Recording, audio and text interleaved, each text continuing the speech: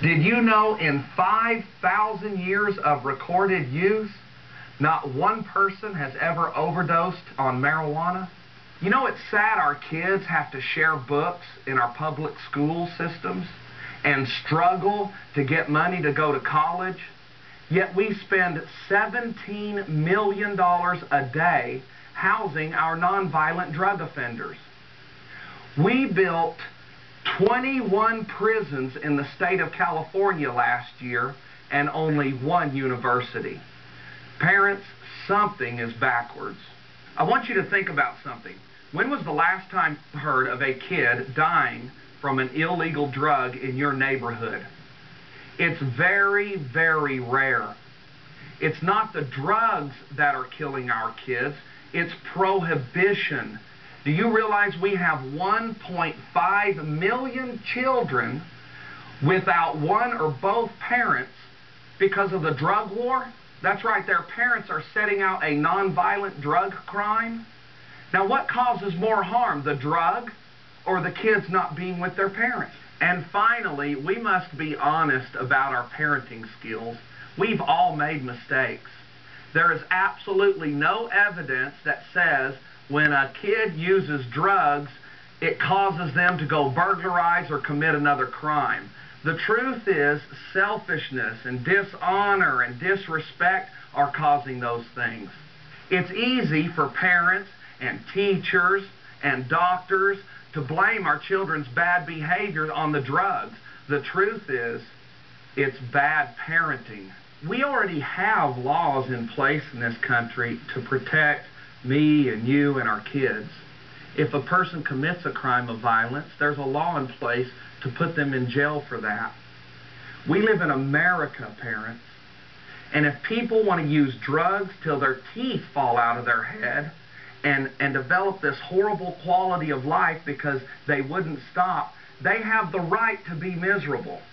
Now, if they get up out of that drug-induced state and go and commit a crime, put them in jail for that crime, but not the drug. He's right, parents. Teach your kids the truth about drugs. Love, peace, and never get busted.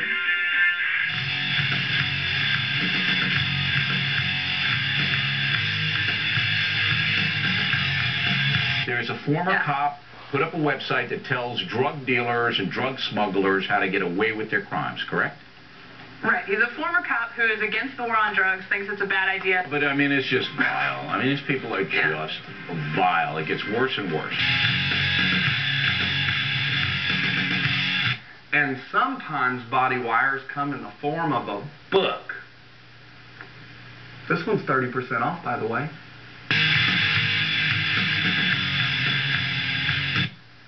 Okay, you're seeing candy at the marijuana plants we showed you a while ago, and here I am. That's 10 yards. That's what it takes to get a first down in football.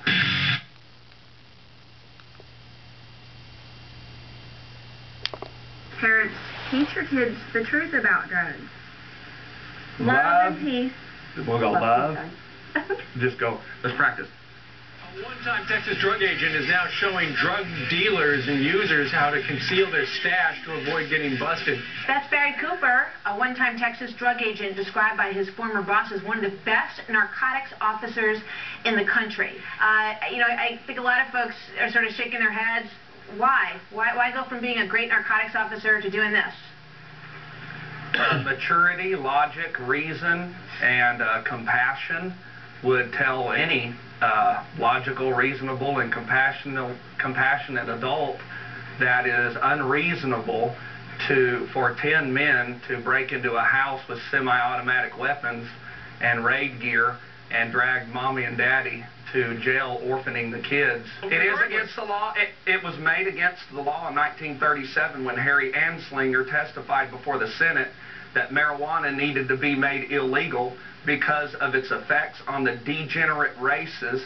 And I'll quote him when he said before the Senate that marijuana causes white women to seek relations with Negroes, and marijuana has been illegal ever since, and the debate is over. It's much safer than alcohol, and the harm we're causing on American citizens by placing them in prison and jail where they can be murdered, stabbed, or raped for such a harmless plant is a greater harm we're causing than if we would have just allowed them to smoke the pot. Hero's already riled up about this next guest. You have to imagine a cop who advises dopers how to hide their stash. That's exactly what former narcotics police officer Barry Cooper is doing. He's produced a DVD called Never Get Busted Again. And former Officer Cooper joins me now from Dallas. So, first of all, is it selling? Let me just ask you the commercial question, Barry. Oh, yes, sir. We've sold over 10,000 copies worldwide in the last 6 months with over 18 million hits on our website, nevergetbusted.com. And why, and this is obviously this is the $64 question here, why does a cop advising criminals how to beat the law? Are you a renegade? Oh, absolutely not. A traitor not to your old profession? No. I'm an American citizen, and I used logic, reason, and the real facts about the safety of marijuana, and then I mixed compassion in with that, and I realized that 10 of my comrades crashing into a house at 3 in the morning after we threw flash grenades in the window to take mommy and daddy to jail for marijuana is much more harmful side effects than the marijuana itself. Okay, I can dig that. But what if it's crack cocaine? What if it's heroin? What if it's crystal meth? It's the same hiding technique, isn't it? Okay, yeah, but listen, prohibition never changes the demand. It only changes the supplier. We took alcohol out of the hands of Coors and put it into the hands of Al Capone. There's a lot of people that would much rather be going to Marlboro to get their marijuana and even other drugs, but we've taken it out of the hands of them. Okay, got the argument. DVD, Never Get Busted Again, Judge? Barry, let me ask you a question. How long were you a cop? I was a cop for 8 years. Okay, and you had, as I understand it, 500 arrests during the course of those 8 years? 500 drug arrests? Yes. I bought kilos of cocaine undercover. Okay. I ran over 100 search warrants. All right. My understanding, the way I figure it, is 300 felony arrests, 500 misdemeanor arrests. You had 5 a month misdemeanors, 3 a month felonies. Do you think that that's a significant experience that gives you the experience and the ability to make a commentary on the whole legal system that cops wouldn't die if we legalized drugs? I mean, absolutely, 5 cases a month, and you think that you're going to change the system? Absolutely, it gives me that because I'm an American citizen and I am experienced more than other narcotics officers. And what makes you joint operations?